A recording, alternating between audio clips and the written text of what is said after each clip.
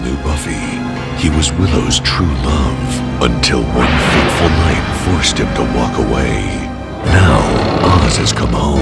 I can be what you need now. He didn't change. He said he was going to find a cure, and he did. But the world he's come back to has an unexpected rival. Oz is a werewolf. Love isn't logical, Riley. Seth Green returns. An all-new Buffy.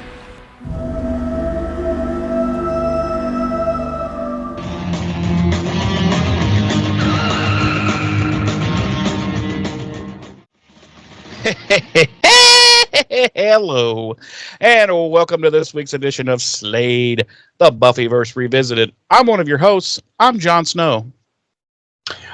I'm your other host, Daenerys Targaryen. All right, Daenerys. This week, we are going to be suplexing our way into Season 4, Episode 19 of Buffy, New Moon Rising. We are. I have to say, I would like some proper kudos for pulling a Targaryen out of my ass, because I have never managed to make it past like the 4th episode of the first season of Game of Thrones. Really? Really? Dude, it's such a good well, the last season is a little... meh, but it's otherwise it's such a good show. I have tried on no less than 3 separate occasions to start the show, and I cannot make it past like the 4th this isn't tickling my scrot. Wow. Maybe your scrot is dead on the inside. It's not. Not? I don't think so. Okay. Other things tickle my scrot. Maybe you have scrot cancer. I don't think I have scrot cancer. Think that I do.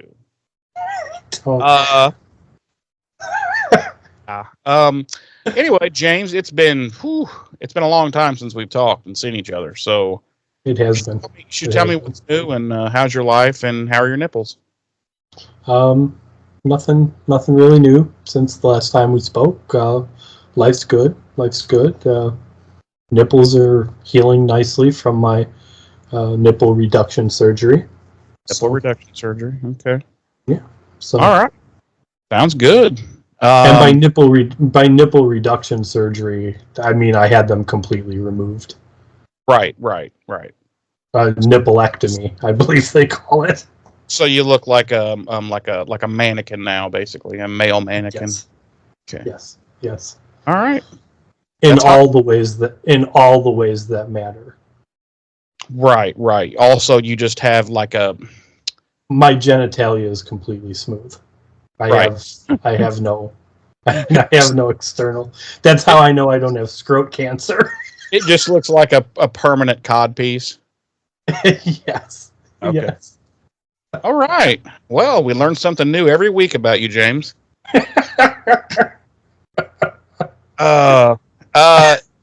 Do we have anything we need to go over with our fabulous listening audience before we begin sizzling up some dates and deets?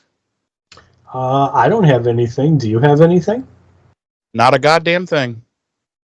All right, then. Well, with that being said, how about if we continue to suplex our way into Buffy the Vampire Slayer, Season 4, Episode 19, the 75th episode of the series overall, New Moon Rising. Our episode director this week is James A. Contner. Our episode credited writer is Marty Noxon, and our original air date was May 2nd, 2000 on the now defunct WB network. Our Nielsen rating was 2.9 million households when it first aired, ranking it 91st out of the 131 network primetime shows for the week, and 4th out of the 14 primetime shows airing on the WB for the week. Our regular cast, as always, includes Sarah Michelle Gellar as Buffy, Nicholas Brendan as Xander, Allison Hannigan as Willow, Anthony Stewart Head as Giles, James Marsters as Spike, and Mark Blucas as Riley. Our guest stars this week include Amber Benson as Tara, Leonard Roberts as Forrest, Bailey Chase as Graham, Connor O'Farrell as Colonel McNamara, George Hertzberg as Adam, Emma Caulfield as Anya, and the return of one Seth Green as Oz.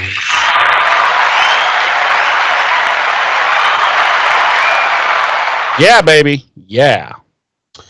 I've got some thoughts on this. And prayers? My episode synopsis this week reads, Oz returns to Sunnydale one last time and is captured by the Initiative during a full moon. A conflicted Willow tells Buffy about her new relationship with Tara. Mine reads, Oz's return to Sunnydale leads to his incarceration by the Initiative and complicates the relationship between Willow and her lover, Tara. Okay. I would say they're both. I added the lover part. It just said Willow and Tara. Oh. Right. Because I definitely get the impression by the end of this episode that nothing has actually happened between Willow and Tara yet. Yeah, I get the feeling like they've never even like kissed or heavy-headed, right. But at the end of the episode... Okay. All right. Okay. So we open with Willow and Tara walking to Giles's for a Scooby Gang meeting, and they're talking about getting a cat as a pet, and they run through some names.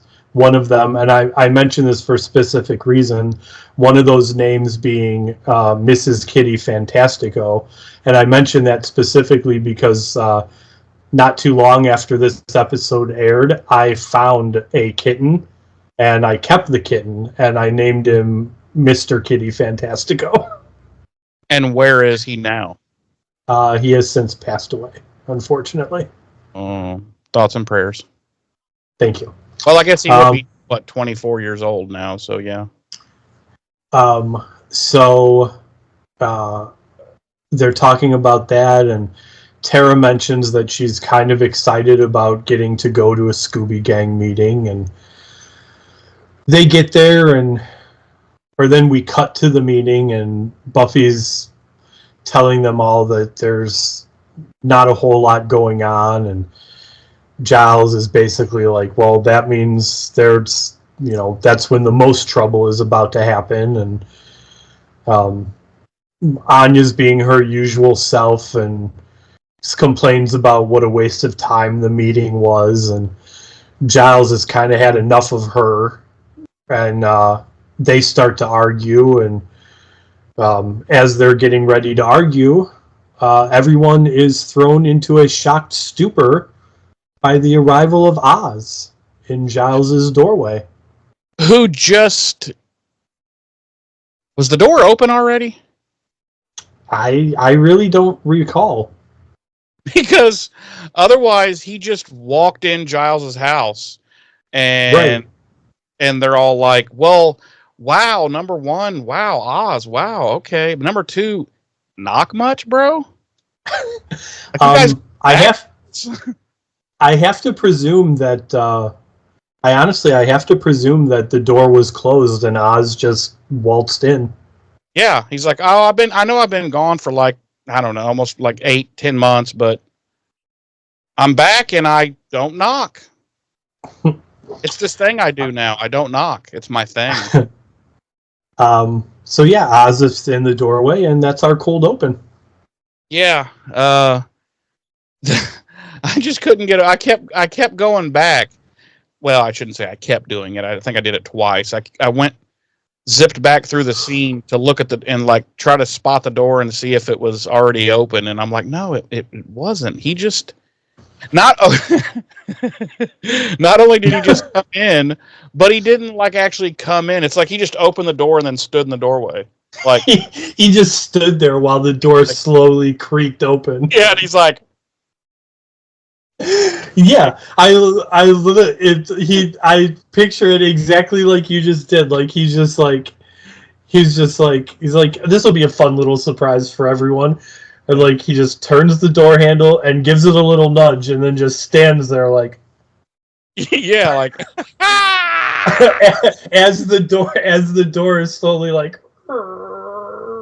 yeah, and it stopped like halfway, so you couldn't see. He's like, shit, and he had to like push it again. Right. So you just gave it like a little nudge. Yeah, and then he put his hand in his pocket real quick and was like, I also got to thinking, what if some really crazy shit was going on, like in Sunnydale at this point, and like everyone was being attacked constantly. So like, as soon as the door opened, a fucking bolt shot through the air because fucking Giles was already waiting, and he shot a crossbow bolt and it like went right in his chest, and he's like, oh! He's just like, Yeah. surprise. Yeah. And Giles runs over to him and he's like, fucking knock. Giles like, you've been gone for like 6 months, motherfucker. Why wouldn't you knock? Yeah, there's like demons and shit in this town that, yeah. I don't know. I thought it was funny. I liked that scene. So, we cut back and Oz is like, yo, Willow, you still want to be my hizzo? And she's like, yeah. And don't do that. Don't do that ever again. No, never. No, don't do that ever again. No, never. Okay, well, so no, he's like, there's kind of an awkward situation there between Willow and Oz, and he's like, I was hoping we could. He's like, I'm gonna go to what was his fucking name? His band buddy. Oh fuck. Devin.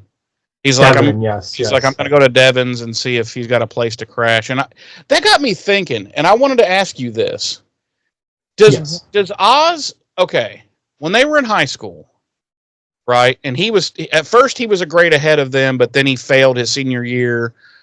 So he repeated his senior year with them when they did their senior year. Okay. We were at Oz's house once that I recall, which was the episode where we first discover, and he first discovers that he's a werewolf. Right. Did he live alone? Was that like his house? Because No, because he I believe in that episode, in fact, it's mentioned that his parents are out of town. Oh, okay. Because I got to thinking, wait a minute. Was he just like an underage kid that like had his own house and like, because you like never see or hear of his parents, and then he's gone, he leaves Sunnydale, just poof, and then he comes back. Okay, and then he comes back in this episode, and it's like he has nowhere to go. Like, I'm like, couldn't you just go to your parents and be like, hey, Mom, so it's me. You think I could, Can I crash in my old room, maybe? Can I crash in my old room? But it's like, I got to go see my bandmate, Devin. Hopefully he has a cardboard box that I can use and sleep in. I don't know, it just seems sad. I'm kind of sad for Oz. It's like he's got nowhere to go. It's like, maybe when he graduated, or maybe when he, well, I don't know. Maybe when he graduated a second, or the only time, but anyway, maybe when he graduated, his parents were like, okay, we're moving, we're leaving town, bye. We're going to Albuquerque. Take care. We've grown up, or you're grown up now, so you're on your own, bye. And so when he left, there's like nowhere. I don't know. I'm just sad for Oz. And then he's like, well, but I need to go see if I can get a place to crash with Devin. And then he's like, I was hoping we could talk tonight. And she's like, okay. And he's like, all right, I'll come to your dorm and I'll bring condoms. And she's like, why? We've never used them before. And he's like, fair enough.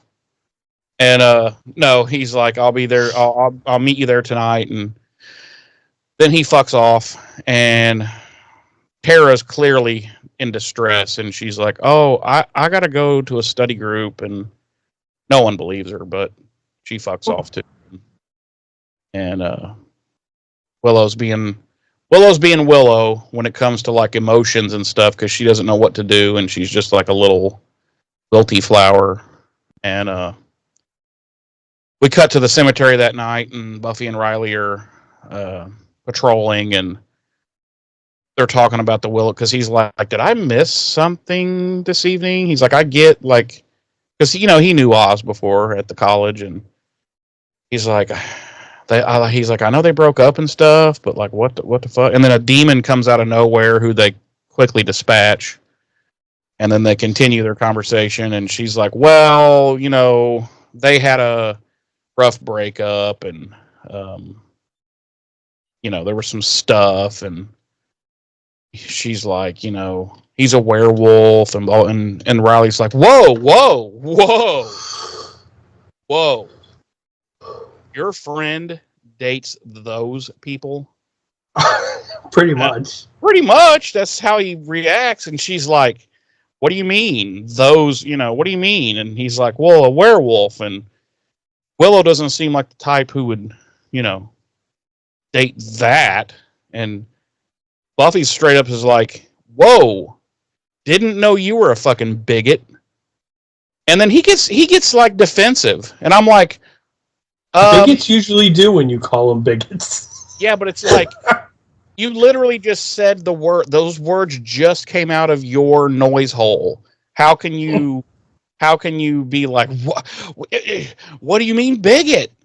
And she's, and I liked it. She's like, no. Fuck all of you. All of this right here. Yeah, fuck it. She's like, I don't even want to talk about it. Let's just continue patrolling. And he's like, oh shit.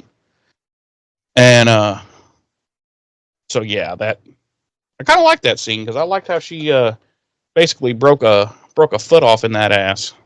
Yeah, it was a good scene. Yeah. So Oz shows up that night to Willow's, and he's like, she's like, well, do you want to come in? And he's like, well, I was hoping you'd come outside.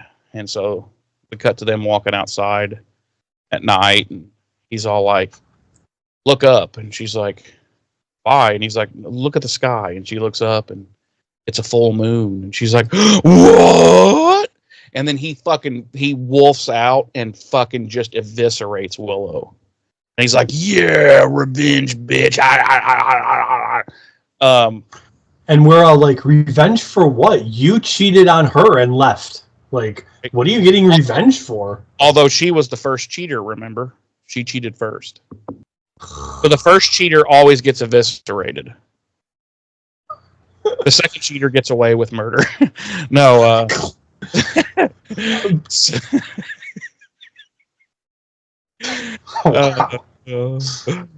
so no, but she's also not that we need to point this out, but who cheated worse? Willow, who was like giving Xander secret smoochies occasionally, or she was at least giving him handies. No, or Oz, yes, no. or Oz, who literally did it animal style with Veruca. Twice, wasn't it? Probably more than that. Once, or I don't know. Willow was.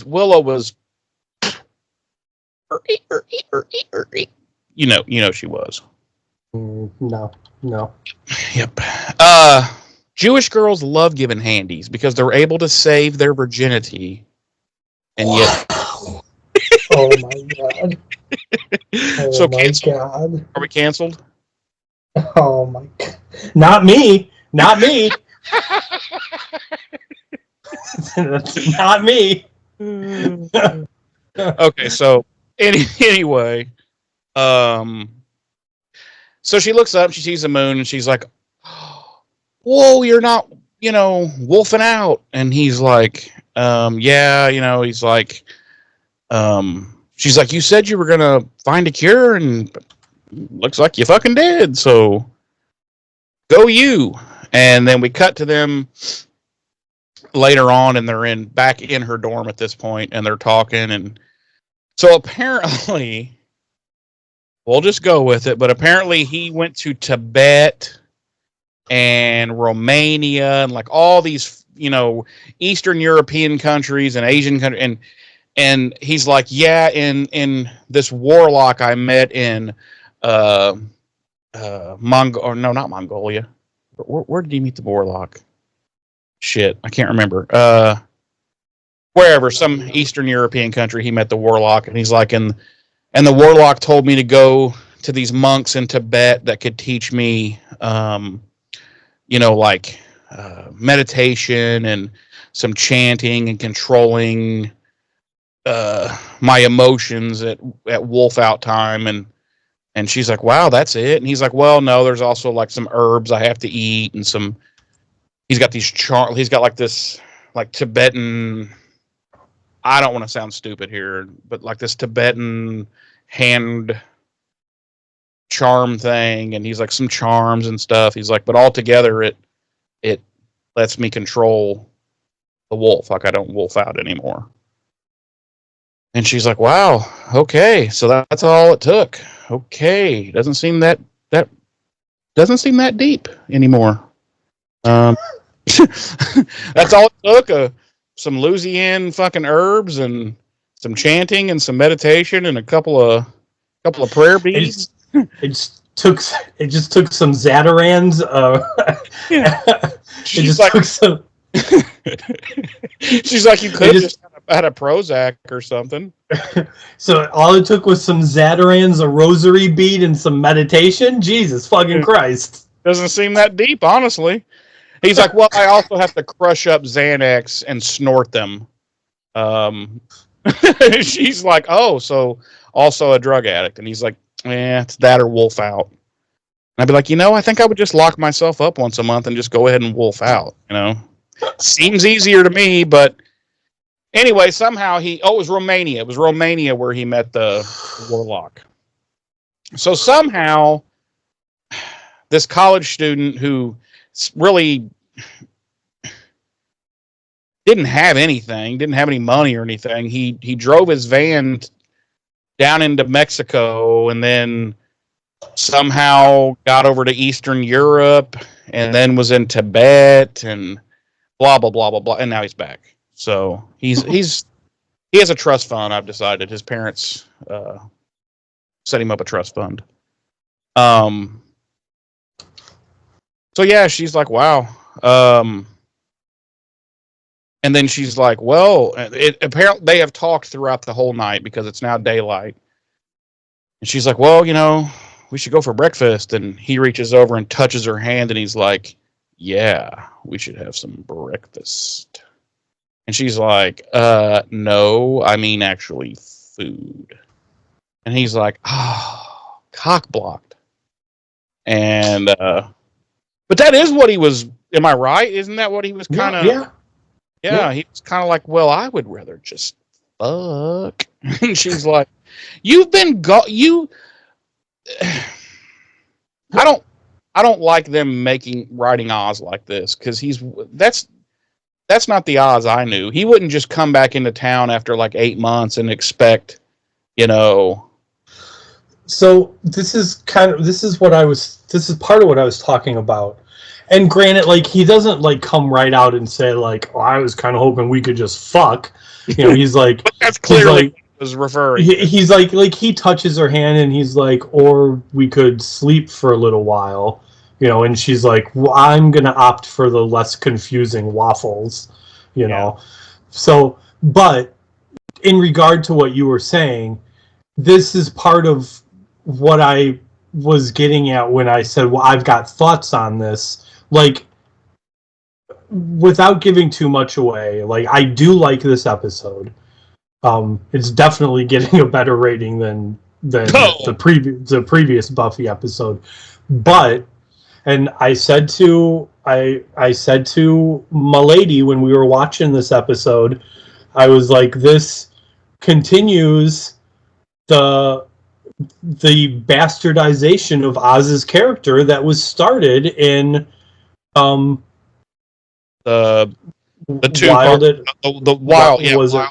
at Heart was the one when he left.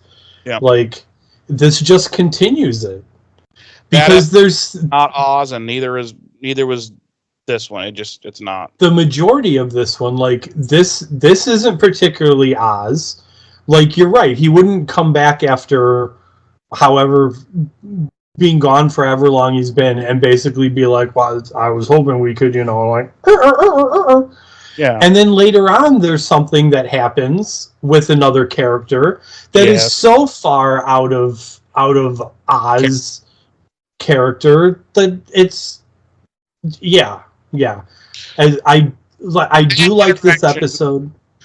That interaction that you're referring to that happens later with another character, I was right fucking with you at first, and then I gave it some thought, and I thought, wait, it's day after the full moon. He's already fighting an inner battle to keep the wolf at bay, and he's been denying the changes for however long since he's learned how to do this. And so I thought, okay, so it's really the wolf in him that was making him kind of fucking aggro there. That's what I say to myself to make myself be able to stomach that scene. Right. Yeah. Because anyway, that's not Oz. Yeah. So then we cut to Tammy, the Vampire Slayer. And yes, and I was really surprised when we saw Tammy. Yeah. We just cut to the street corner. She's not a hooker or nothing, but she's just chilling on the corner. And she's smoking those 120, those Misty Jay 120s. Jay and Silent Bob, like. She's just hanging out on the corner convenience store. Yep. Smoking the Misty Slim 120s. And, just hanging out. And now her original watcher, Rufus, he has passed, right? No. I thought we killed him off. No. Okay, he's like basically illiterate, if you remember. He draws crude stick figure drawings to communicate. Basically, he's really. I don't want to be unkind, but he's not the sharpest tool in the shed. Right.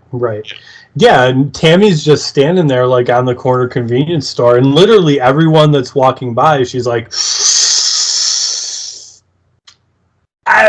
I'm a slayer. Do you need anything killed? Have you seen any demons or vampires around lately? Because I think people forget I'm the third slayer, and nobody ever needs me for nothing. I'm just over here trying to like live up to my chosen duty as the slayer, but nobody never needs me. Maybe, you know what? I think I'm going to go to Los Angeles and see if that angel needs my help over there. Him and Cordelia. Did you notice Rufus now wears a whiteboard on a string around his neck?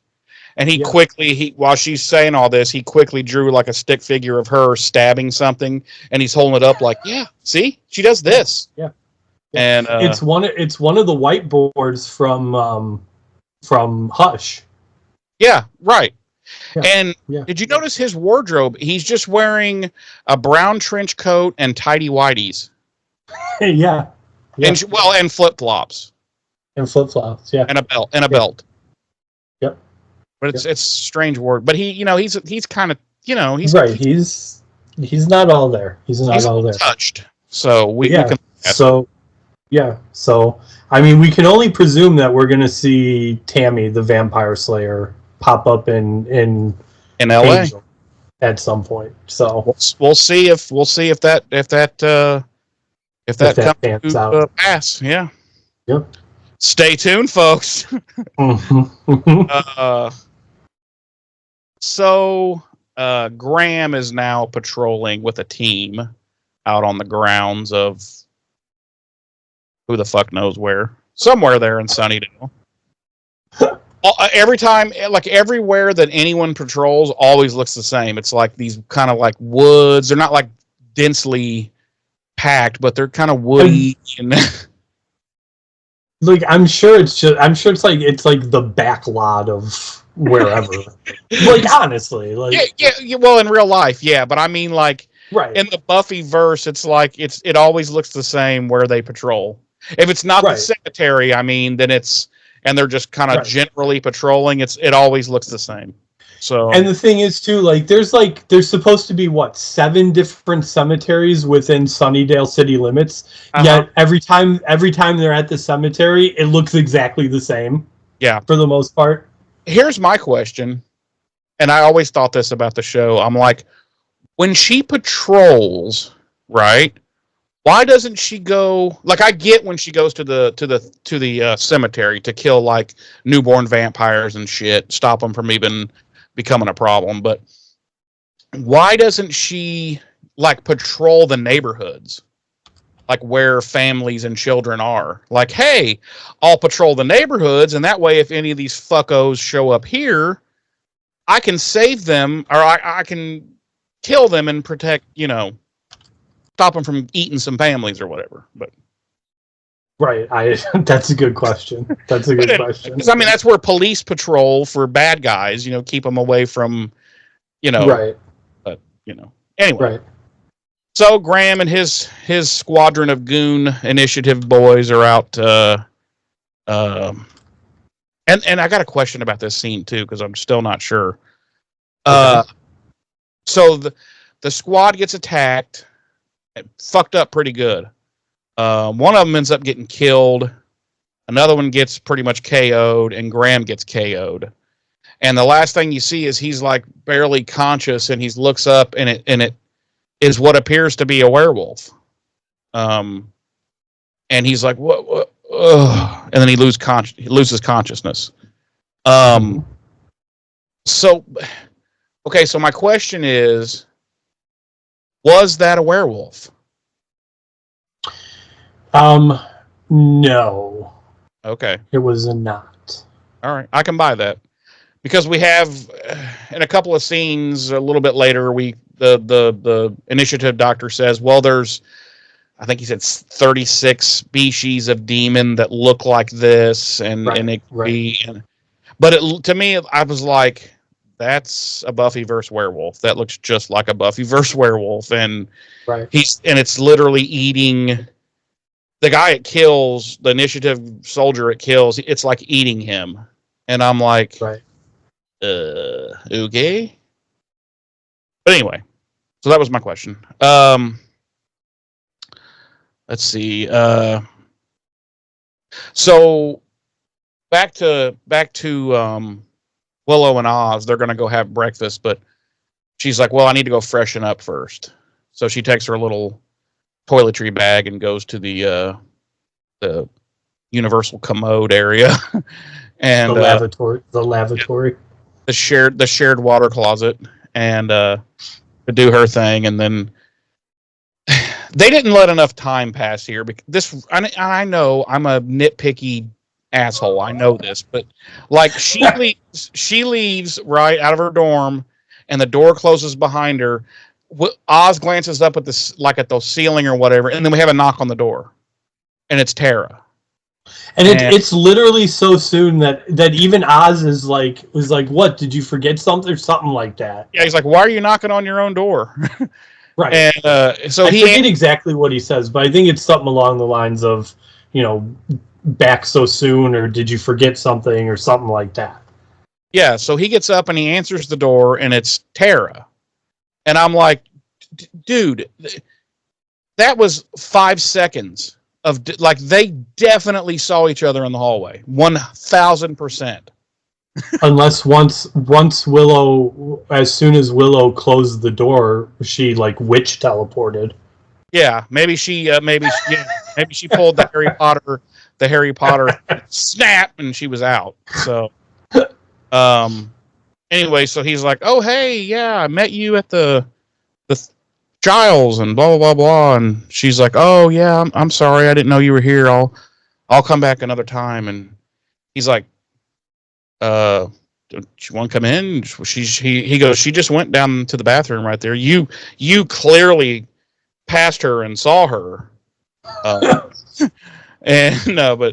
And she's like, no, I'll come back. And she just awkwardly fucks off. And he's like, he gets that look. He gets a look on his face like, okay, that's fucking weird. Yeah, he's like, that is fucking weird as fuck. And then Willow immediately shows back up. They clearly saw each other again.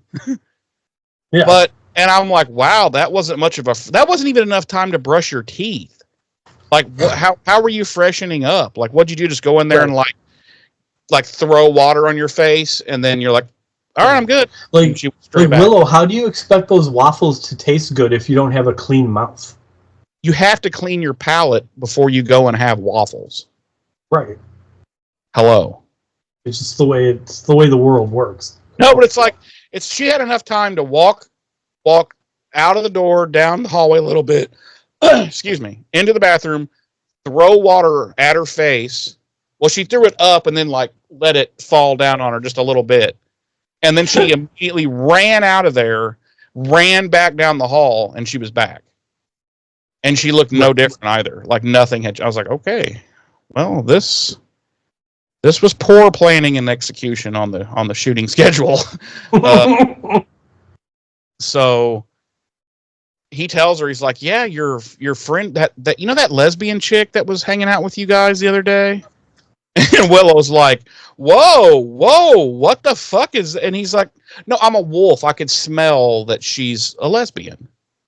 And Willow's like, obviously not, because you didn't smell it on me. Whoa! And everybody comes out of the crowd, and they're like, damn! And, wow. Okay.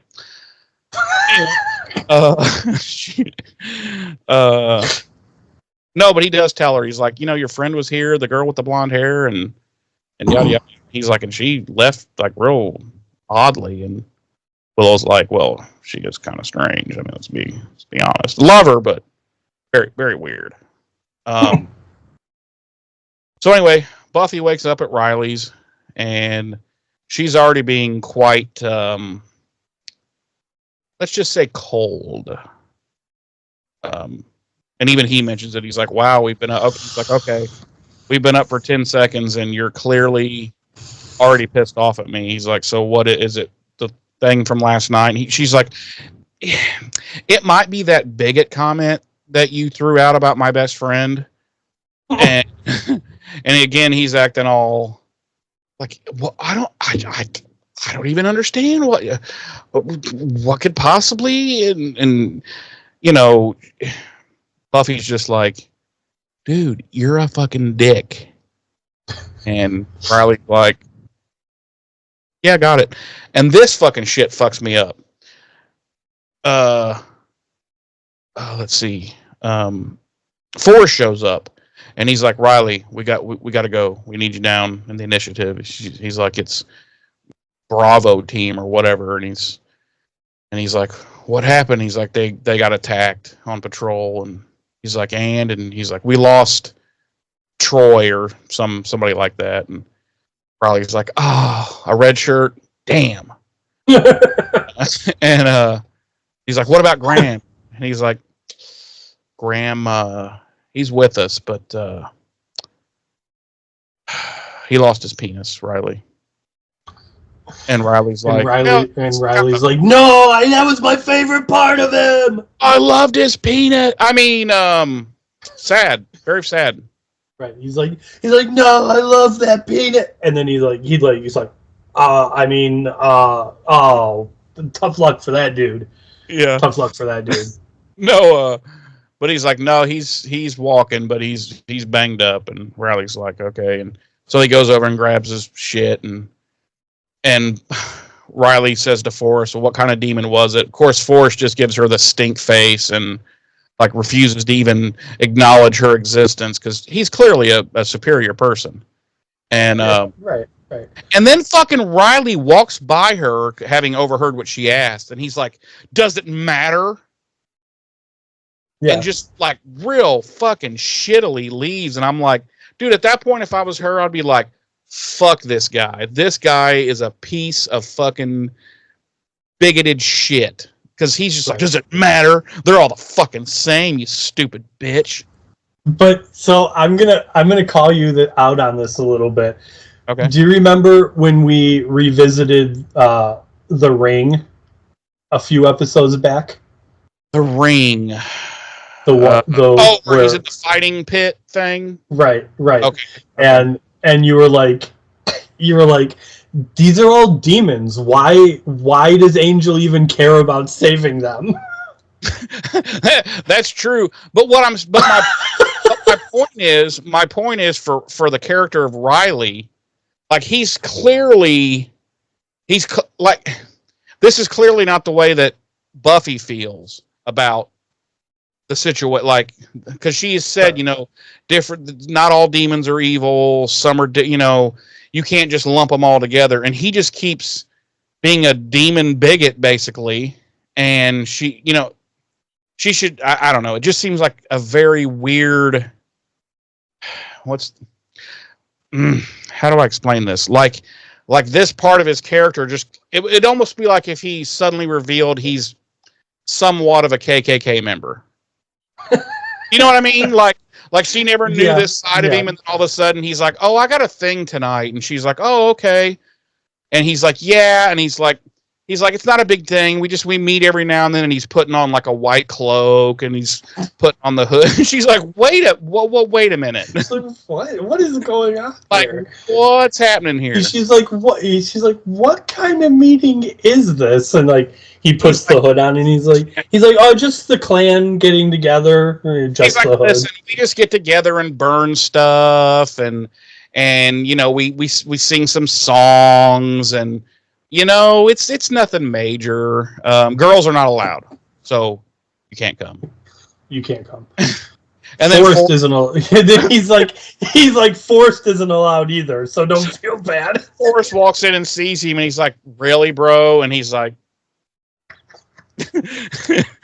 "But no, it just seems weird. Like all of a sudden we find out that Riley's got. Well, I mean, he is an initiative guy, but I don't know. Maybe it's his indoctrination. We'll just leave it at that, I guess." Because he does kind of redeem himself. I'll give him. Right. I just think it's like kind of the default. We've seen it numerous times. It's default. It's the default of the uninitiated in the Buffyverse to. There. Thank you. To kind of just be like demon bad. You know what I'm saying? Yeah, I don't even so much mean that, though. That's the problem. I'm not sure how to put it in, like how to explain what I'm trying to say. It's like first of all, he was just really rude as fuck to her, because he just walks past her and goes, "Does it fucking matter?" Right. Out. And I'm like, whoa, for somebody who was just kissing her ass and trying to figure out, what was wrong and how he pissed her off. Now all of a sudden you're like, "Does it fucking matter? You dumb bitch. God, you're such a woman." And then he leaves. I'm like, whoa, somebody's a potential domestic fucking abuser. But anyway. Wow.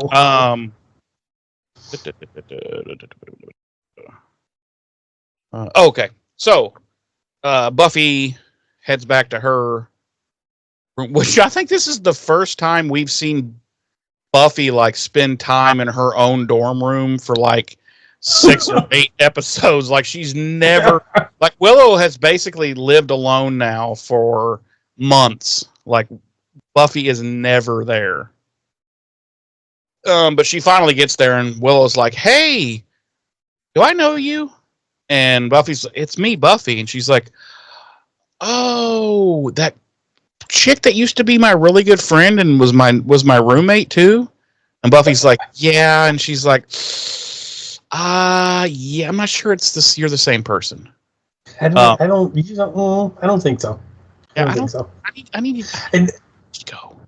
And honestly, even if you are, I sublet that part of the room to someone else. At your dorm, the part of your dorm, I sublet that. And because you're never here. There's a really large man named Ted who now sleeps over there. But Yeah, so she shows up, and Willow's like, "Hey," and Willow's just chilling on her bed, holding a large dildo, no, a stuffed animal, and she's clearly kind of deep in thought and whatnot. And Buffy's like, "Hey, what's up?" And Willow's like, "I got to decide between Oz and my potential lesbian relationship." And no, that's not how it happens. She's kind of explaining the situation, and she's like, "But then there's Tara," and Buffy's like, "So?" Oh, she goes, "Oh, does Tara have a crush on Oz?" And Willow's like, "Buffy, I know you're blonde, but are you always this stupid?" And Buffy's like, "What do you mean?" No, she is kind of dumb, and then she realized, she's like, "Oh, and then this is the part I was talking about where it's like bad friend again. She like gets up and kind of starts, I wouldn't say pacing, but she's just kind of moving around. She's clearly kind of uncomfortable, and she's just kind of moving around the room, and she keeps calling her Will. Everything she says, she's like, "Yeah, Will. Oh, okay, Will." And Willow's like, "Why do you keep saying my name like that?" And basically she's like, "Are you wigged out by this?" And Buffy's like, "No, not at all." Yes, I am so fucking wigged by this. Listen, I'm a bigot too. I don't like gay. I was raised Pentecostal, Willow. And no, but I don't know. It just seems like that was a big thing for Willow to come out and tell her best friend, and her best friend was like, "Oh, that's creepy, Willow." So yes and no. So like, I'm actually not putting this under the Buffy continues to be a bad friend category, because it literally doesn't make it past the end of this scene. No, yeah, you're right. Like I genuinely feel like it wasn't like Buffy being a bad friend. It was Buffy being momentarily like surprised by this turn of events. But she But she was quick to be like, "Okay, that's the situation, then that's the situation." You know what I'm saying? Yeah, but I feel like for a best friend to come out to their other best friend, like the most important, to me, I mean, I don't know, but I would assume that the most important moment would be for the person when you first tell them to be the most supportive and understanding at that exact moment. And Buffy totally failed that. Like, she totally was, like temporarily wigged out, and it just, I don't know. I put it down to Buffy's a horrible, horrible friend. No, she just kind of, I think she kind of failed in that. She, for about a minute or two, she failed kind of hard there, in my opinion, but, and we cut to Spike's crypt, and he's having a nap. It's daytime, and we hear some loud walking, and a big green hand reaches out for Spike, and he grabs it, and it's Adam. And somehow Adam, number one, knew exactly where Spike was, but also knows who Spike is, calls him by name, and he's like, "Come with me, Spike. You're going to help me with my problem." And Spike's like, "Yeah, okay." And then he punches him really hard, and he's like, what the fuck? And Adam's like, "Yeah, man, steroids." And Spike, he's like, "You're going to help me with my problem, and in exchange, I'm going to help you with yours." And Spike's like, "You can help with erectile dysfunction?" And Adam's like, "Yeah, man. I see this little thing on my titty. It dispenses fucking Blue Chews just right out." And Spike's like, dope.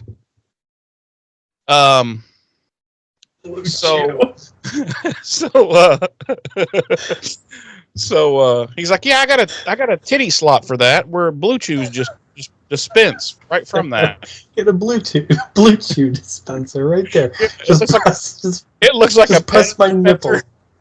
Just press my nipple. And the little thing will open up and pow, Blue Chew.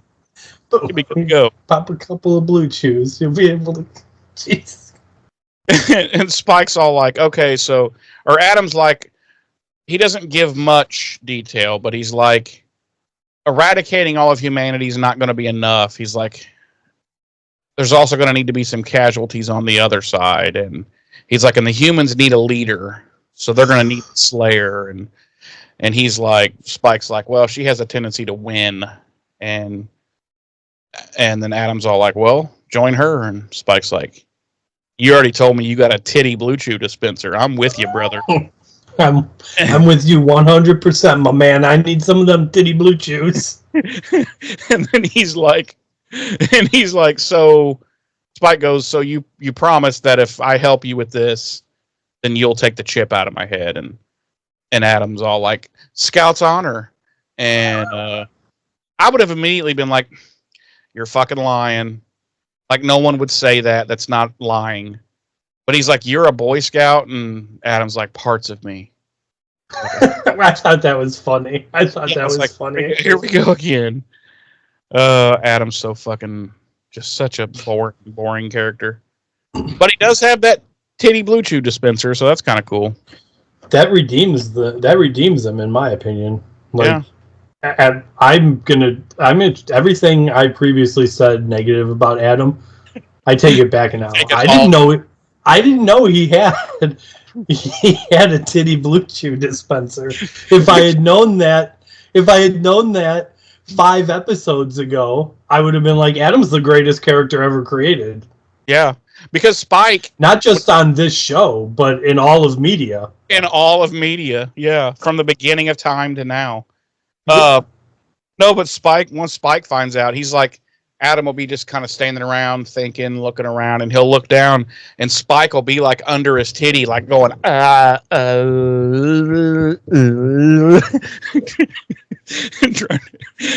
to get a Blue Chew out of his titty dispenser. Right, and then Adam's like, it's biomechanically coded to only dispense when I touch my nipple. Right, and or when I think it in my... When I think about it, right. Yeah, listen, I have a Pentium 2 up here, bro. Okay? I'm running off of DOS, okay, pal? Because at that time, you know, his Pentium 2 was top shit. Right. You know? He's like... It's all about the Pentiums, baby. He's like, next week, you hear me? I'm upgrading to Windows 2000. And Spike was like, holy shit. So it was like, fuck. He's like, yeah. Spike was like, is your name Steve Austin? Yeah. And he's like, do you see this floppy drive right here? 1.44 megabytes, bitch. And he's like, I'm probably going to upgrade it to a zip drive. Yeah. Or, are you ready? Can you handle this? A 32 CD-ROM CD burner. And fucking Spike was like, dude, you have my loyalty. You have my sword. Okay. And I bend the knee to you. Right. So Adam was like, well, then I accept your loyalty. And he touches his nipple and a Blue Chew falls out of the titty dispenser. And Spike's like, yeah. And he eats it immediately. He's like, wait a minute. You're the only one here. Why did I eat that right now? And he looks down. He's like, gotta use it, right? And Adam's like, yeah. And takes his pants off. So, let's see. What? I was about to say that went in a direction I didn't foresee, but the fact of the matter is, if I'd been really paying attention, I would have. Yeah, I would have seen it coming. That's what you get for never listening to me when I'm talking. So we cut to Willow and Tara having a little chit chat, and what's happening there, James? They are fighting, like full on, like hair pulling, just crotch punching each other. Did you see Tara knee her right in the fucking vagina? Yeah, it was brutal. It was brutal. Girl fights are always way worse than boy fights. Yeah, they'll fucking grab one by the hair and like slam their head on concrete. I'm like, you're gonna kill that fucking girl, you know? yeah. Girl fights are no. Dudes, you don't want to get in the middle of this. Punches and call it good, but chicks try to homicide each other. And, yes, they try to unalive each other. They're like they do. They are. And when two girls fight, they believe they are entering Thunderdome.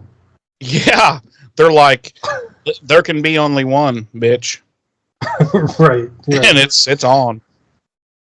No, Willow and Tara. Well, Willow shows up at Tara's dorm and they're talking, and Willow basically she tells Tara that her and Oz were only up talking, all night the night before, and then they share a hug, and then we cut to Oz in the halls there at UC Sunnydale, and you notice how I threw this to you because I want you to handle this fucking scene. And Tara happens to walk by, and before she even comes into frame, Oz was like Willow, and he turns and sees Tara, and they start talking, and Oz is like, she's all over you, do you know that? And he's getting increasingly erratic with her, and she's Tara. She's being nervous Tara. She's stammering and like trying to gracefully bow out of the conversation, and he's getting worse and worse, and he's like, are you two, he starts accusing her of being, romantically involved with Willow, and he's like, we were up talking all night. She never said anything. She would have said something to me, if that was the case, and this and that. And he fucking like grabs Tara and is like shaking her and demanding to know what's going on with her and Willow. And then he starts to fucking... He goes full Christian Bale Batman. He's like, fucking tell me! And she's like, whoa. Right. He's like, where are the drugs? But he's like, is she in love with you? And I was like, whoa! Where did we hop to this fucking conclusion? And like I said, and like you and I joke around about this kind of stuff, like when we insert our own scenes and stuff. This is not a joke. Like he grabs her and is shaking her and getting in her face, and like I was so, and like after like I'm willing to reconsider the scene under the circumstances of what you pointed out before, but at the time when we were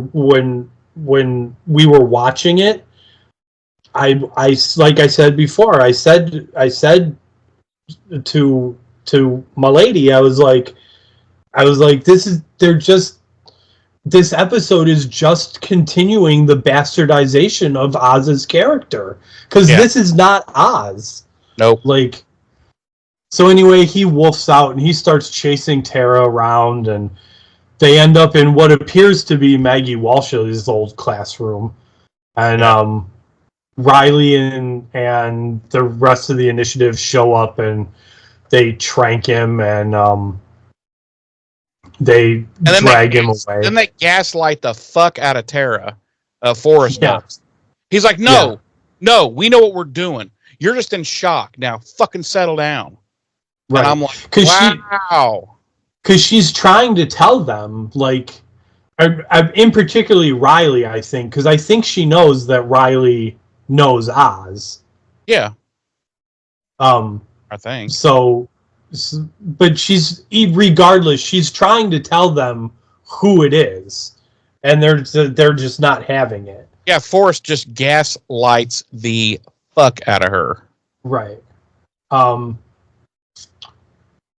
So then Tara ends up meeting up with the rest of the gang and telling them what happened, and then they make plans to free Oz, and we cut to the initiative and we see Oz in a cage, and it's still in wolf form, and Riley's about to put one in the back of his head, and he no, in the fucking front. He's pointed dead as fucking between his eyes.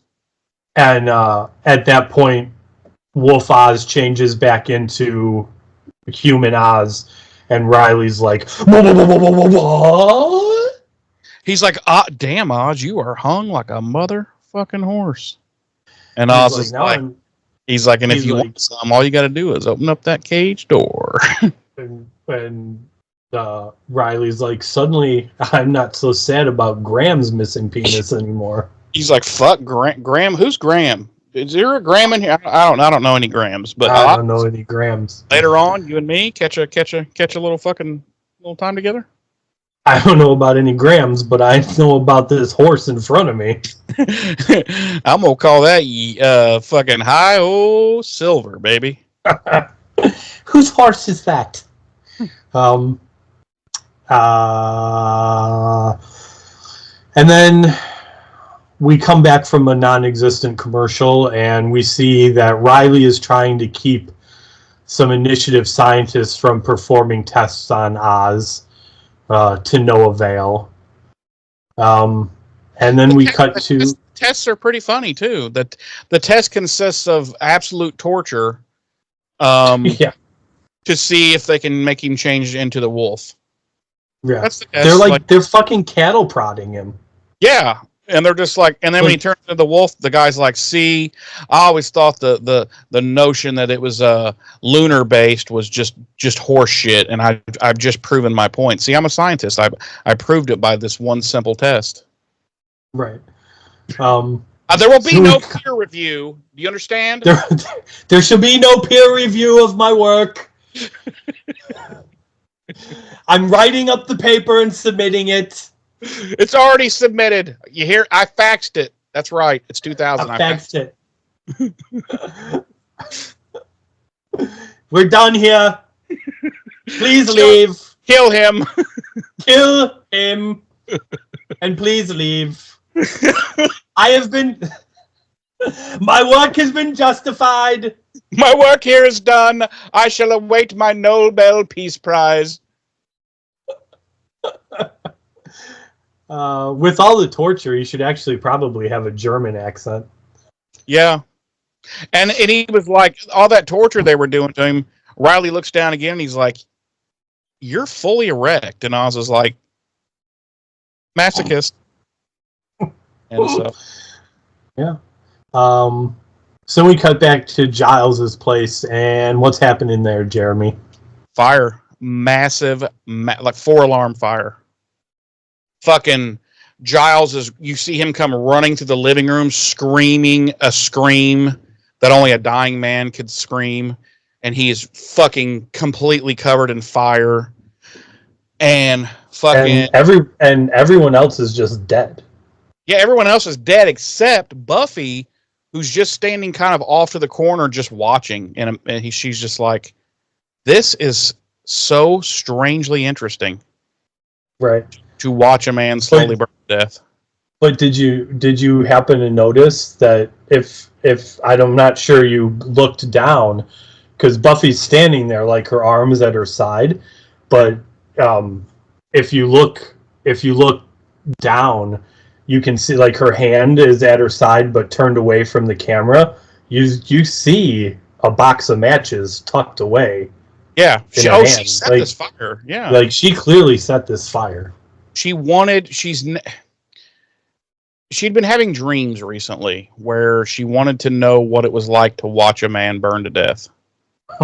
Yes. And she decided to use Giles because she figured, listen, he's really old. He's in his 40s.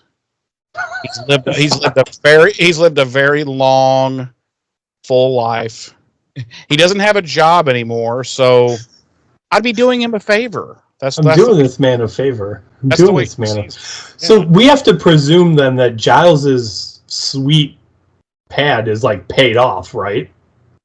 Well, that or he has a special arrangement with the landlord. I mean, it's one of the two. I don't think he's paid up. I mean, he was working on a high school librarian's salary, so I don't think he's paid off any houses or condos. But we don't have any confirmation one way or the other whether or not the council pays a salary. We have discussed this though, and we've discussed how basically inept and useless the Watchers Council is, and we decided that if they do pay, it's probably like $20K a year.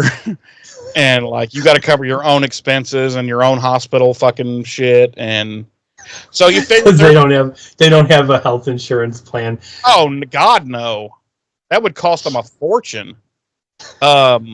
But you figure if they're throwing him $20K a year, he's probably making it $25-30K a year. He was as a high school librarian, making like $50K a year. I don't think he's paid off any real estate in the town of Sunnydale. So how's he paying for that place? Special arrangement with the landlord. I don't know, man. I don't know. She's a sadist. Let's just say that. Wow. So, okay, well, please keep going. Listen. No, I mean keep going with the episode. He earns his fucking his place. Okay, where in the hell did we leave off? Let's see. Giles's place and Spike shows up. Giles. Okay. Wait. Okay, so yeah, they meet up at Giles's Kriznib, and they're trying to put together a plan to break Oz free. And they end up coming up with, Spike shows up, and he's like, yo, I'll help. And they're like, yeah, right. And then he's like, well, but it'll cost you. And they're like, of course. And he's like, well, I can take you right into the initiative. I know a back door. No cameras, no nothing, boom, right in, easy peasy lemon squeezy. And they're like, okay, we'll totally trust you, Spike. And Willow's like, well, I'm going too. And they're like, the fuck are you going to do? You weigh like 83 pounds. And he's like, I can't just stay here. And Buffy's like, but I need you to hack into the world and shut off the power down there, because that's a thing that can be done, especially in the year 2000. And she's like, well, I can show Giles how to do it, and he can do that, and because I'm coming with. And they're like, okay, fucking fine. So, cut back to the initiative, and Oz is now like in one of the holding cells, cage, whatever. It looks like Hannibal Lecter's fucking thing. It's like, that's what all the holding cells look like in the initiative. And he's butt naked, of course. And Riley comes in. He's like, hey, buddy. So we were talking earlier, remember? No, he comes in and I like how he started whispering just for the added effect. Well, yeah, because it's nighttime and he doesn't want to alert anyone, right? So he's like, I just wanted to see if we could still. I just wanted to know what your thoughts were. What we kind of discussed earlier. Remember about when I saw,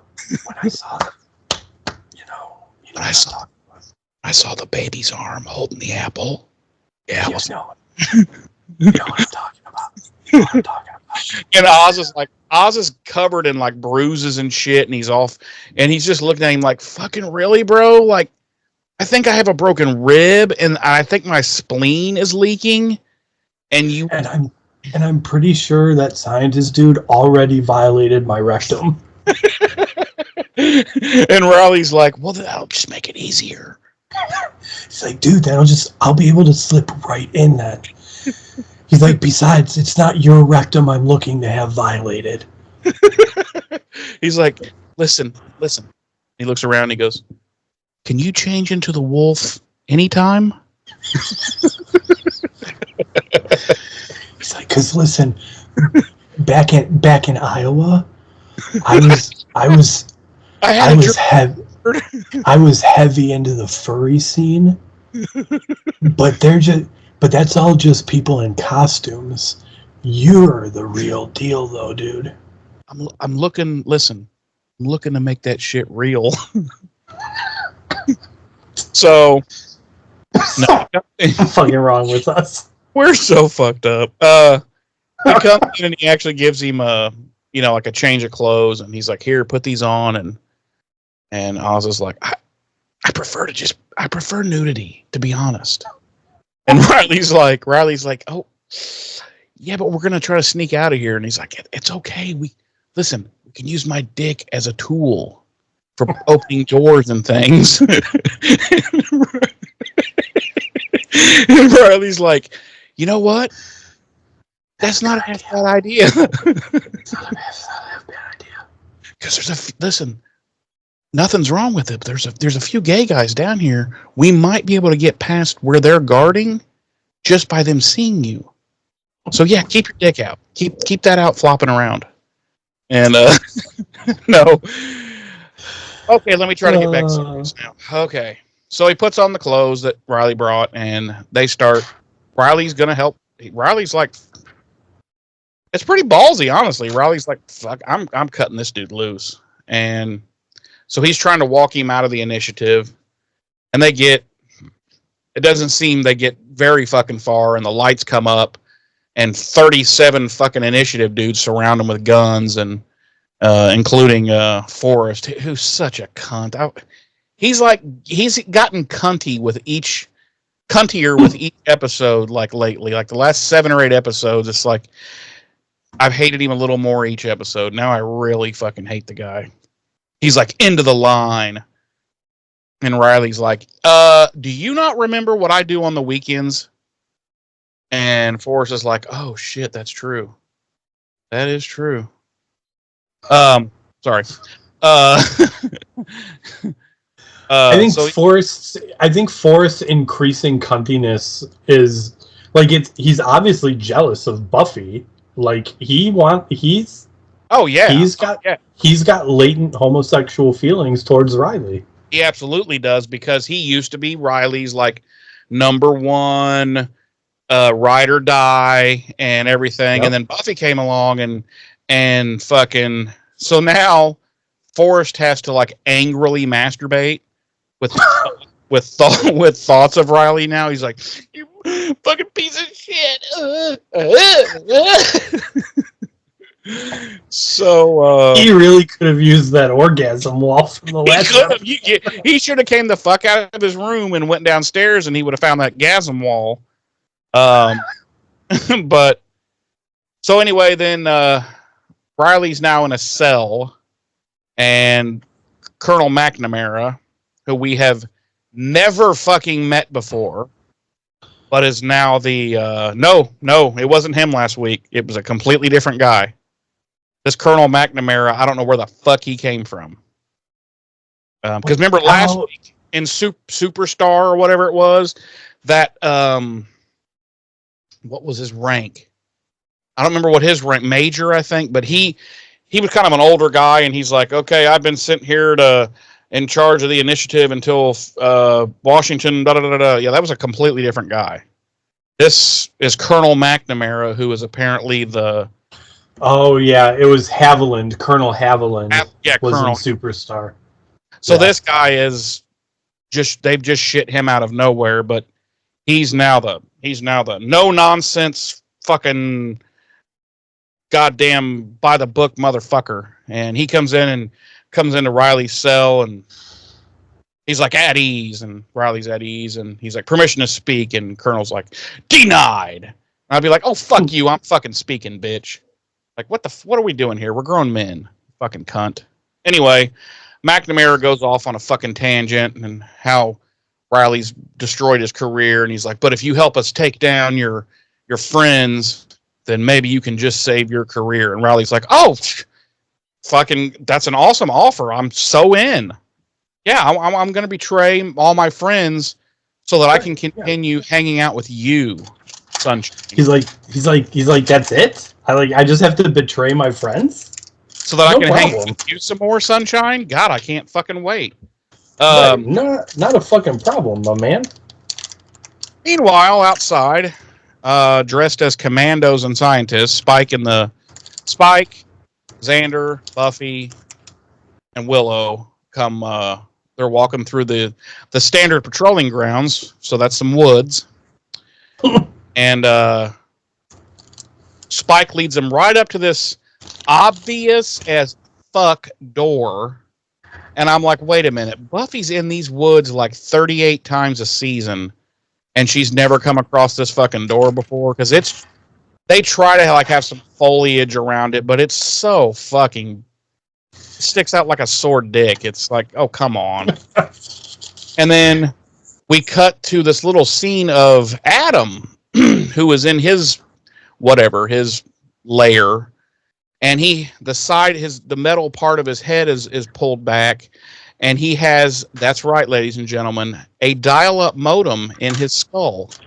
That, like, no joke, it's not a joke. He has a dial-up 56K modem there, of which he has a phone line plugged into, and he's sitting in front of a couple of computers, and he's controlling all of this shit mega fast, especially considering this is a 56K dial-up modem.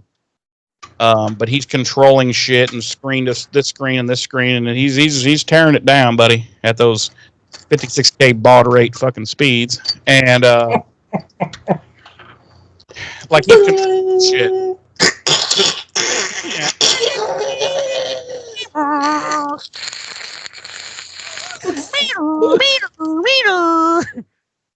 You've got mail. You've got porn. So, what are you doing, by the way? Because it's extremely loud. Sorry. Like, it sounds like you're literally destroying. Are you making origami or? Yeah, paper swans. Okay. What was I? Oh yeah. So Spike goes up to this totally unhidden door, and using his brain modem, Adam unlocks the door. And Spike's like, yeah, bitch. And so they fuck off in there. And in other words, Adam's kind of secretly helping them by like doing computer shit. You know, like he shuts down the power for most of the city, which also shuts out the power to the initiative, and then it comes up on, generator backup, and they work their way down. Somehow they know exactly where the colonel's private fucking barracks is, and they go straight to the colonel, and they take him hostage. By the way, did you notice that tattoo he had on his arm? I'm 99% sure it was fake. And I'm like, you felt like you had to put a fake tattoo on him because he's a military guy? Come on. So they take him hostage, and they take him to, he mentions, he's like, you're never getting Riley. Riley's staying in the brig where he belongs. Because at this point, they didn't know that Riley was in the brig. So she's like, oh, change of plans, fucko. you're taking us to Riley first. So they go to Riley. They let Riley out. And then they go to... also, let's mention, she's like genuine, because the colonel tells her that he's in the brig for trying to help Oz escape. And she's like genuinely surprised. She's like, that bigoted bastard tried to help him get out of here? Right? She's like, I didn't think Archie Bunker had it in him. But then they get to Oz. But right when they get there in the hallway where Oz is, a bunch of fucking people, a bunch of initiative dudes show up with machine guns. Meanwhile, she has a stick gun, literally.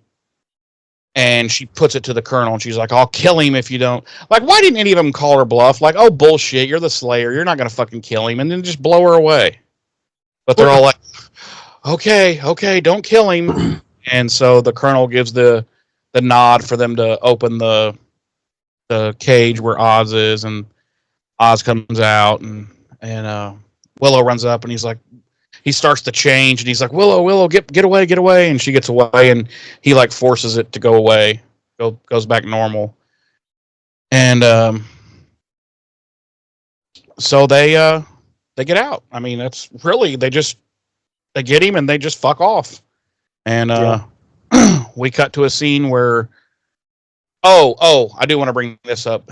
Buffy, Riley, and the Colonel go back up via the elevator that goes up into the dorm, or I'm sorry, into the frat house.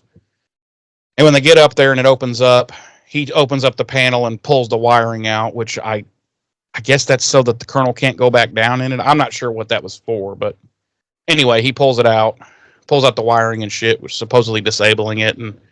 And as they leave the elevator, leave the Colonel there, the Colonel's like, "You're a dead man, Riley." And Riley turns around and looks at him. He goes, "No, I'm an anarchist," and punches him because he had called them anarchists earlier. And, right. So he fucking KOs the Colonel. And then we cut to this. Don't know where it's at. It looks like some kind of it looks like a crack house, honestly. It really does. It's Sunnydale High. Oh, is it? Yeah. How the fuck did you know that? I looked at the script. Oh. Because I kept looking and looking. I was like, at first I was like, is that maybe it's an old mausoleum? And then I was like, no. And then I was like, it looks like a crack house. I don't know. But it's Buffy's like, do you think it was a good idea that we all split up? And he's like, yeah. And she's like, well, yeah, you're right, because we'd be easier to find if we were all together. So they're basically all hiding out from the initiative now, in apparently in different locations or whatever. I don't know. Excuse me. And Buff is like, okay, well, you've ruined my life, thanks. And Riley's like, no problem. And he basically tells her he's sorry, that he was wrong about Oz. He was wrong about a lot of things. And now he's seen the light. I've seen the light. I've sinned, my son, but I've seen the light. And so Buffy's kind of happy and impressed with his change of heart. And so she's like, well, listen, I need to tell you some things about my past. And he's like, don't tell me anything about anyone else you've ever fucked. And she's like, too late. And so she prepares to tell him. And we cut to Oz's van. And he and Willow are there. And it's a really good scene. It's very emotional. Again, Allison Hannigan knocks it out of the park when it comes to these emotional scenes. She's just fucking fantastic. And she's like, basically she tells him, she's like, I know we're like soulmates, but I think there's just times in our life when we can't be together. And Oz is like, yeah, I agree.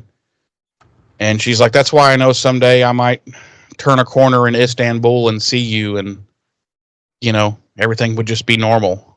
And he's like, but that's not right now, is it? And she's like, no. And he's like, well, all right, I'm gonna fuck off then. And she's like, okay. And they hug, and she cries, and yada yada. Well, also, like, I kind of took issue with this scene. It's a good scene, you're right. Like, they both knock it out of the park, but he's basically like, you're the reason I can't control the wolf.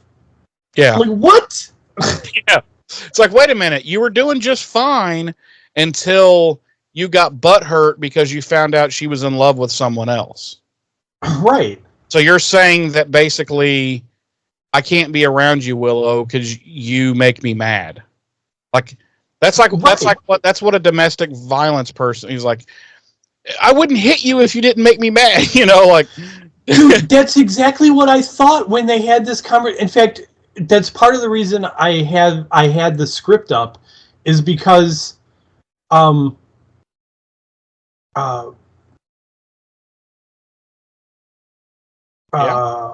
this is the exchange they have. Oz, I shouldn't have come back now. I just thought I'd changed. Willow, you have changed. You stopped the wolf from coming out. I saw it, Oz, but I couldn't look at you. I mean, it turns out the one thing that brings it out in me is you, which falls under the heading of ironic in my book. Willow, it was my fault. I upset you. Oz finally looks at her. Well, Oz, well, so we're safe then, because you'll never do that again. I was like, what? This is so domestic abuser coded. What the fuck? Yeah, I know. But and yet still, it was a great scene because of how well they acted it. You know what I mean? Yeah, but like still, you can feel when Allison Hannigan like when she has a breakdown or just something overwhelmingly emotional, man, you can fucking feel it from her, man. She's just that good. Oh yeah, her and Sarah both. Yeah. I don't. Yeah, I mean, there are just certain parts about that scene, particularly that dialogue that just it didn't sit well with me. But it's a little troubling. So then Willow, or we cut to Tara sitting in her dorm room. All the power's still off in the city apparently, and she's sitting in the dark looking out the window and knock on her door, and she goes and answers it, and it's Willow, and Willow's got a big candle, and she's like, no candles? And she's like, well, I brought one, and it's extra flamey. And she comes on in, and they're kind of talking, and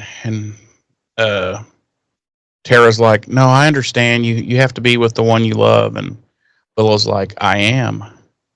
And Tara's like, really? And she's like, yep. And she's like, and I'm going to make everything up to you right now. And Tara's like, right now? Willow's like, yep. And then Tara blows out the candle. It gets dark, and we cut to credits. That's our episode. That is our episode. Jeremy. Yes, sir. Would you like to tell me and our wonderful listeners what you think our body count was this episode? Ooh, 4. 1. Just the initiative guy? Just the initiative guy. Yep. Okay. I felt like there was a scene. Your volume just cut out, by the way. I felt like there was a scene where there was some I don't know how to like some shit went down, and I thought there was a few other people that got killed, but I think I'm confusing that with one of the episodes I watched ahead of time already. So yeah, you're back. Okay, good. Well, I'm looking to see if there was anything else I had written down here that I wanted to bring up, but I don't believe there was. Nope. Our music, as always, just Christoph Beck with our original score. Jeremy. Yes, sir. Could you please tell me and our wonderful listeners, out of how many I don't even have anything clever for this. So just on a scale of 1 to 5, how do you rate this episode? It's a 4. It's a 4 for me. Okay.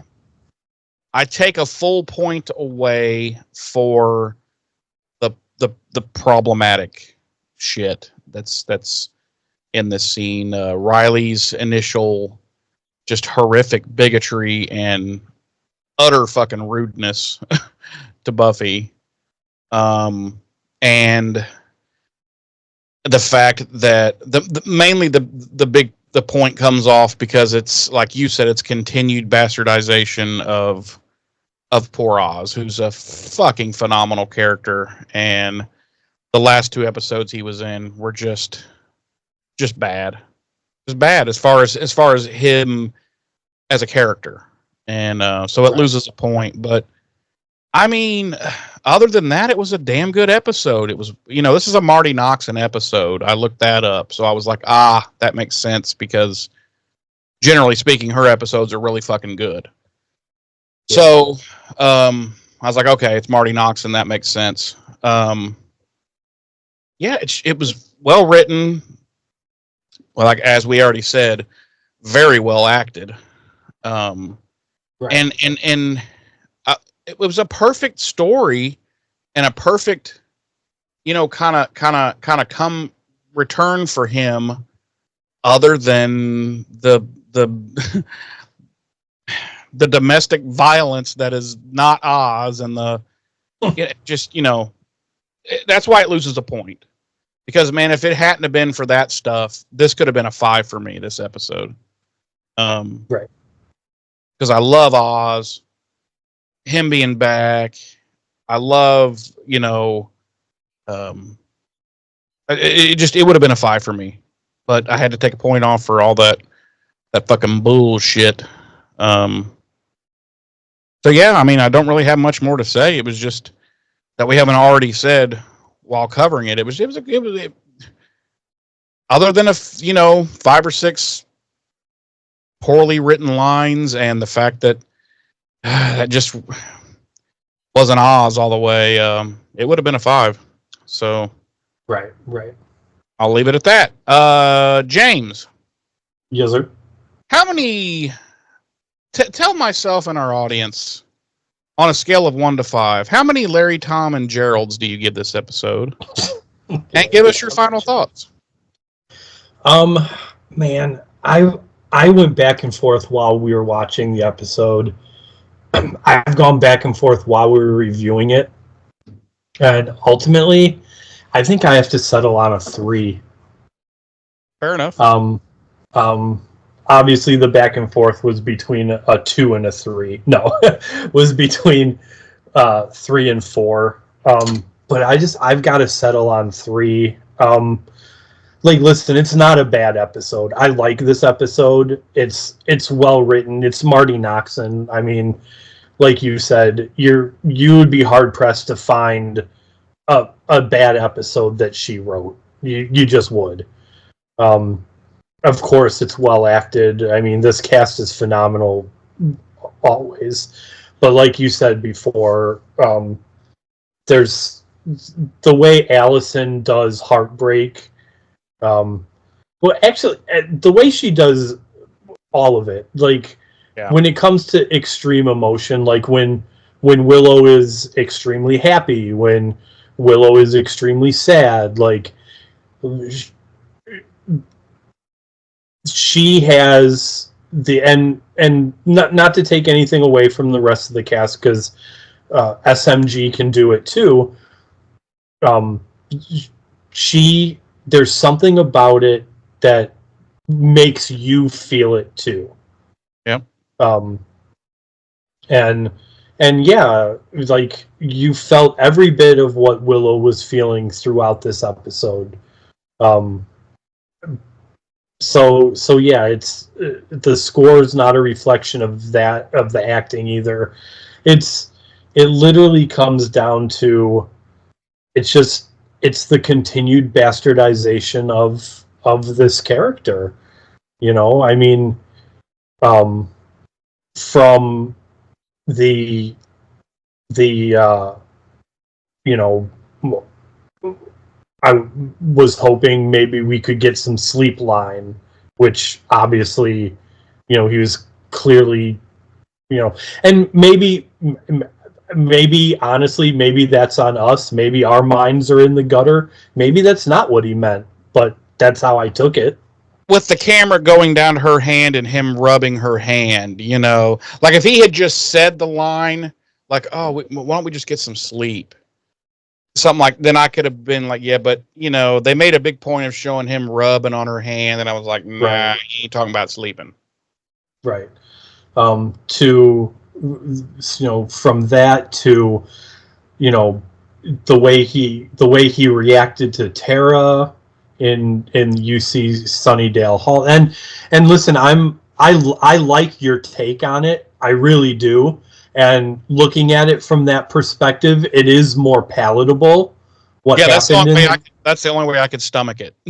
it is more palatable and more understandable what happened in that scene, but it's still, I don't know, it's still too much not Oz. It's not palatable. To that final scene, was a good scene. It was full of all kinds of emotion, and you felt the heartache from Willow and from Oz, because all he really wants is to be with her, and that's just not possible for multiple layers of reasons, one of which is the Tara thing, but the way it played off as, it was so domestic abuse coded, like, you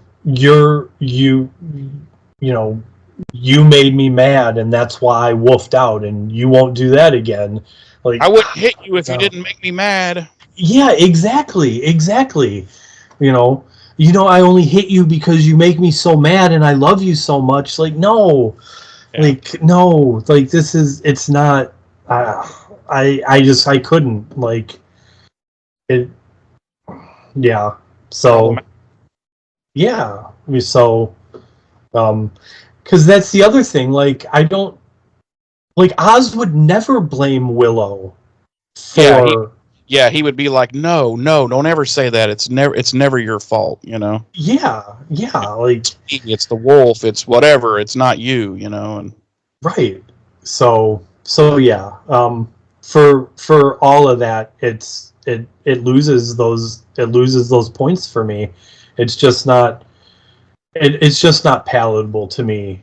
Overall, I think we fully agree on the whole episode. I think it just comes down to, you took 2 points away, I took 1 point. That's all it really comes down to. Yeah.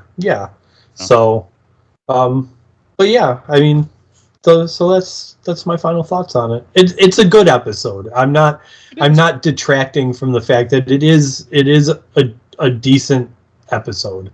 Yeah. Certainly better than Where the Wild Things Are. Yeah. Oh, by the way, little trivia. Marty Noxon actually created the character of Tara and cast Amber Benson to play Tara.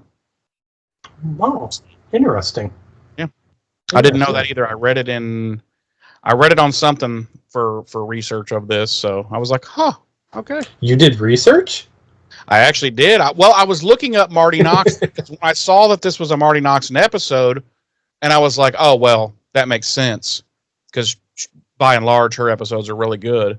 And I thought, I want to look so I went to her to see how many episodes she wrote. I think she wrote like 20, I want to say like 26 episodes for Buffy, which she's also an executive producer. She also has bit roles in a couple of different episodes. And she only wrote 1 episode for Angel, which was which we had just covered.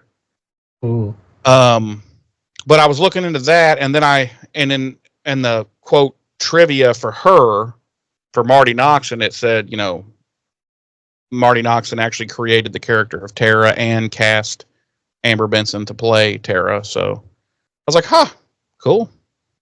Because I think there for a period of time, Marty Noxon was kind of not the showrunner, but kind of running things when Joss was off in L.A. dealing with Angel. Yeah, I think Marty Noxon. I think it was a committee kind of thing, but I think she was one of the. She's definitely one of the names that fans. I think fans of any show, like when they see certain names, they know, like it's like, and we talk about it a lot, and and I apologize to the listeners that don't care. I'm going to devote a whole podcast to it, so. But it's like with Highlander, like when you see that an episode was directed by Dennis Barry, or that Gillian Horvath was the writer, or Donna Leto, David Abramowitz, was the writer, you're in for a good episode, right? Or so 6 Day Clay was the director, right? So with Buffy, the directors are a little bit harder, but there's definitely the certain writers that if you see, like, listen, as big a piece of shit as he is, if you see that Joss wrote an episode or directed an episode, you're going to get a banger. Good. So there's probably going to be some shit in it that creeps you out.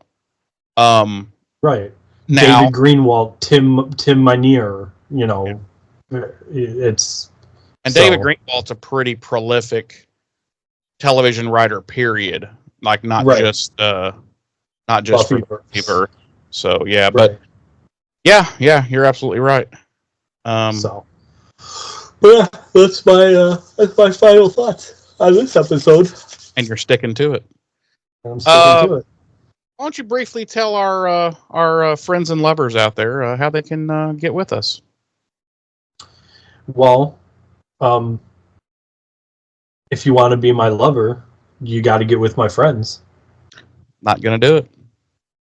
If you want to be my lover, you got to get with my friends. If you want to be my lover, you gotta give me 20 cents. What? That's it? 20 cents? I'm cheap. Well, that's what I've heard. It's written on several bathroom stalls here in Chicago, even. Yeah. Wow. So I'm getting out there. My name's getting out there. I've made it all the way to Chicago. The thing is, like most stalls, it would be like for a good time call. Yeah. But for you, it just says for a cheap time. Yeah. Like if you're low on cash, but you still need some ass. Right. Call Jeremy, and then your phone number. Yeah. And I actually, it's an actual landline.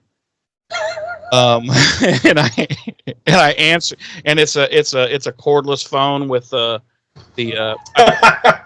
antenna you pull out, and I'm like, hello, and then I'm talking, and I walk through a doorway. It hits the doorway, and yeah. So there's that. Yeah. Anyway, no, they can go to BuffyRevisited.com, and they're going to find a link to our Facebook, our YouTube, our merch store, and our email address. Our email address is BuffyRevisited@gmail.com. Email us there. Email us your thoughts on anything and everything. The specific episode you just listened to, Buffy as a TV show as a whole, Angel as a TV show as a whole, the Buffyverse as a whole, the podcast itself, Jeremy, not me. I don't care what you have to say about me. Of course, Jeremy's nipples. Your thoughts, your opinions, your concerns, your critiques, your trials, your troubles, your tribulations, and, of course, your tribbles and recipes. But not your recipes that involve tribbles. Do not cook tribbles. Or maybe give it a shot. Or maybe give it a shot. Shave them first. Definitely shave the tribbles first. So all that stuff I just said about doing at the BuffyRevisited@gmail.com email address, pick that stuff up, scoop it up in your hands, take that over to the Facebook page. Click that Facebook link, you're going to be taken to our Facebook page. You're going to see all kinds of posts. Anything that I just said about the email address, you can also do on any of those posts on Facebook. Same thing. Scoop all that up again. Go to our YouTube link. Click on that link. Go to the YouTube page. Videos. Get this. Get fucking this, guys. You go to the YouTube page right now. If you're not already there, you're going to see the video version of this very podcast that you're listening to. If you fast forward to the 1 minute and 44 second mark, you'll probably be synced up, listening to it and watching at the same time. You'll be able to hear me in stereo talking to you right now. And anyway, take all that stuff that you scooped up from the Buffy email and you scooped up from the Facebook page and just drop it right there in the YouTube. Same thing. Comments on all the videos. Whatever. It's and like, then taking a big dump. And then hit up the merch store, because guess what? We finally updated the merch store. Or not we, Jeremy did. Updated the merch store. Our new logo on some shit for you to buy. And that's not all. He's got more shit in the works that he's looking into, adding our logo to. Probably not the old logo, though. We'll probably stick with just the new logo for new items, you know. I was going to suggest an overall rebrand prior to the next season, but we might as well wait until we're done covering Buffy before we do an official rebrand. Yeah. So, yeah. But it's fine. That's like 5 more years away. Don't even worry about it. Yeah. We're 5. Yeah. We're 5 years minimum. Yeah, minimum. All right. Well, James, do you have anything left that you'd like to say to our lovely, lovely listeners? I do not. All right. Well, as always, thank you for joining us this week. Next week will be Angel Season 1, Episode 19, Sanctuary. Which is part 2 of a faith-centric swing in Angel. Spoilers. Well, they saw last week, bro. We've already discussed it. That's true. You're right. Yeah. I forgot. Anyway, all that having been said, we will see you next week, folks. I've been one of your hosts. I'm Jeremy. I'm your other host, James. Ta-ta.